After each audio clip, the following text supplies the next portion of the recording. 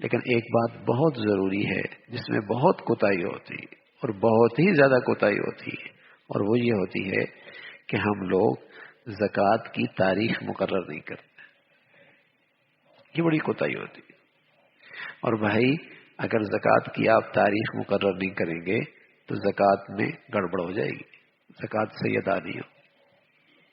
اور تاریخ بھی اسلامی مقرر کرنی چاہیے، کیونکہ انگریزی میں دنوں میں سال کے لحاظ سے فرق آتا رہتا ہے.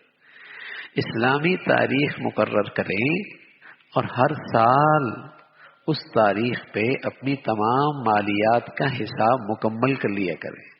مثلا یکم شعبان ہے، آپ نے 10 دن پہلے سے اپنی تمام مالیات کا حساب کرنا شروع کر دیا، اور یکم شعبان کو آپ کی مالیت کا حساب ہو گیا کہ آپ کی کل مالیت اتنی ہے اور اتنی زکوٰۃ بنتی ہے. بس یہ ضروری ہے، کیونکہ اگر آپ نے یہ نہ کیا اور آپ نے زکوٰۃ پہلے دے دی، زکوٰۃ کا حساب پہلے کریں، تو 2-3 دن کے اندر جو رقم آئی اس میں بھی تو زکوٰۃ فرض تھی، وہ کیوں نہیں کی؟ ہر مال پہ سال گزرنا ضروری نہیں. اگر ایک آدمی مالدار ہے اور 2 دن پہلے یا 1 دن پہلے اس کے اندر اور مال بھی شامل ہو گیا تو اس کو بھی دیگر مال کے ساتھ ملا کر زکوٰۃ دیں گے.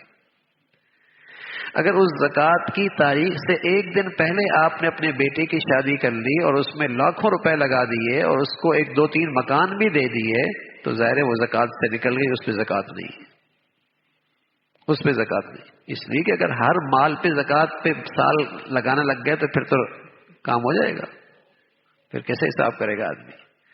تو شریعت نے آسانی کی ہے کہ زکوٰۃ کی تاریخ مقرر کرو اور اس زکوٰۃ کی تاریخ سے پہلے جتنا مال شامل ہو گیا، جس دن زکوٰۃ کی تاریخ ہے اس کو سب کو شامل کر کے ٹوٹل کر لو، اور اس زکوٰۃ کی تاریخ سے بھی جتنے پہلے خرچ ہو گیا سو خرچ ہو گیا، اس پہ زکوٰۃ نہیں. چاہے 1 دن پہلے خرچ ہوا پورا سال اس پہ گزرا ہے، 5 دن پہلے خرچ ہوا پورا سال اس پہ گزرا ہے، 20 دن پہلے خرچ ہوا پورا سال اس پہ گزرا ہے، کوئی بات نہیں، اس پہ زکوٰۃ نہیں ہے. تو ظاہر ہے جب آپ تاریخ مقرر نہیں کریں گے تو زکوٰۃ کیسے ادا ہوگی؟ زکوٰۃ ممکن نہیں ادا کرنا صحیح طریقے سے.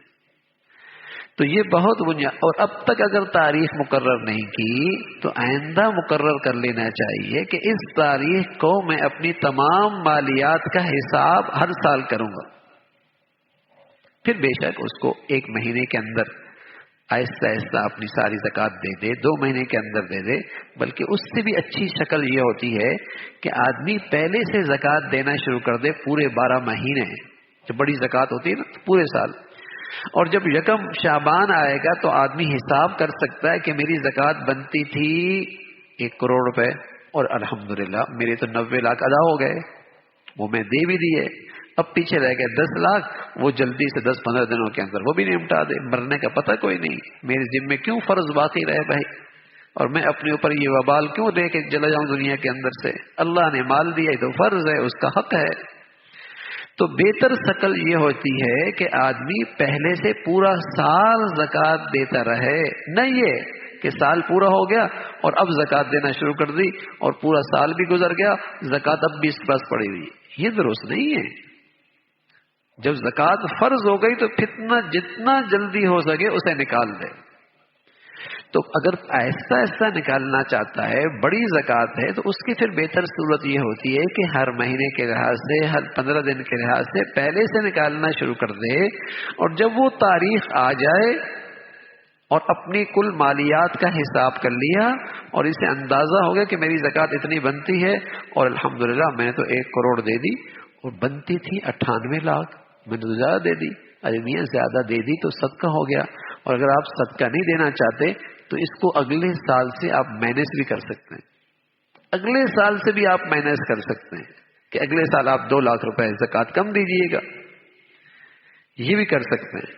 لیکن یہ طریقہ اب درست نہیں ہوتا کہ بس اوقات 1 سال اور گزر جاتا ہے اور پچھلے سال کی زکوٰۃ بھی اب تک پڑی ہوئی ہے. دیکھو اللہ کے نبی صلی اللہ علیہ وسلم نے فرمایا، میں قسم کھا کے کہتا ہوں جس مال میں زکوٰۃ کی رقم مل جائے وہ ہلاک ہو جائے گا. وہ ہلاک کا یہ کہ ضائع ہو جائے گا یا برکت ختم ہو جائے گی.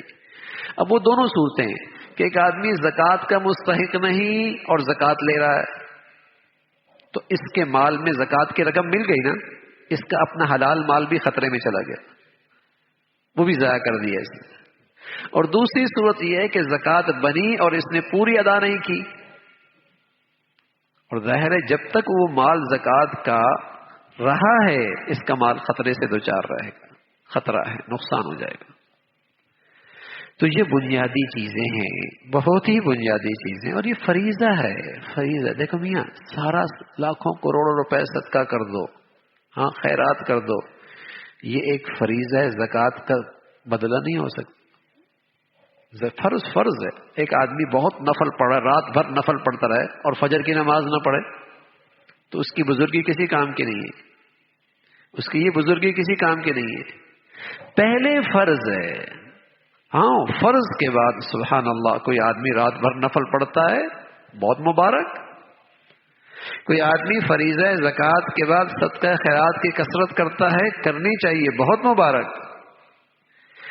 لیکن زکوٰۃ کا حساب ہی نہ کرے، زکوٰۃ پوری ہی نہ ادا کرے اور یہ خیال کرے کہ میں تو صدقہ خیرات کرتا رہتا ہوں نا میاں، یہ نہیں۔ زکوٰۃ کا فریضہ ضروری ہے، وہ فرض ہے۔